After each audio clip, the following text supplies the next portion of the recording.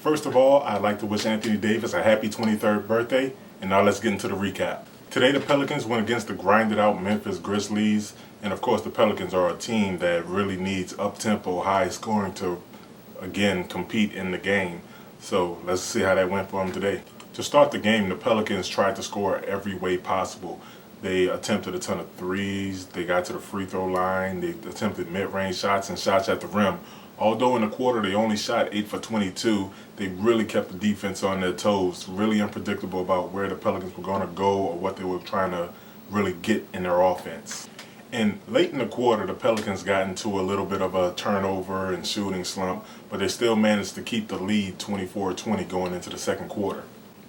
In the second quarter, the Pelicans really struggled to get anything going, only scoring 1 point in the first 4 or 5 minutes of the quarter. And on the other end, Lance Stephenson started to heat up, and they actually managed to take the lead from the Pelicans 48-47 to go into halftime. In the third, it really felt like the Grizzlies started to take control as the game started to go into a slower tempo and more of a half-court game. Now, even though the Grizzlies were without Marc Gasol and Zach Randolph, they still kept the ball in the high post and low post and actually found some really good success there. And even when the Pelicans forced the Grizzlies to miss, the Grizzlies would allow the Pelicans to get the rebound while the Grizzlies fell back into their transition defense, forcing the Pelicans to beat them in the half court since the Grizzlies were not allowing them to run after they got the rebound. And when the Pelicans got into the half court, it often resulted in a crazy shot or a turnover due to the insanely good double teams that the Grizzlies were bringing, and this led the Grizzlies to a 73-66 lead going into the fourth quarter.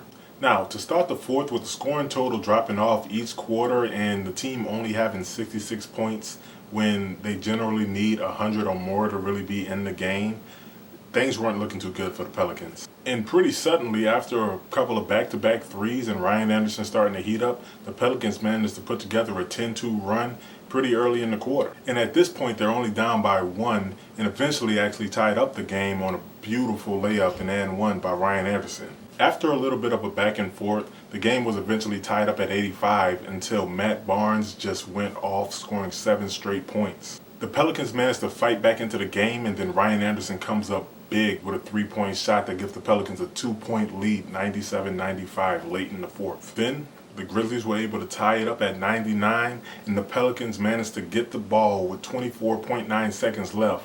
Jrue Holiday takes a step back but misses it. Now, the Grizzlies have the ball with the game tied up at 99. They get the ball into the post to Lance Stephenson, and he misses a shot that they've been eating on all night. After Lance Stephenson missed the shot, the Pelicans get the rebound. They call timeout.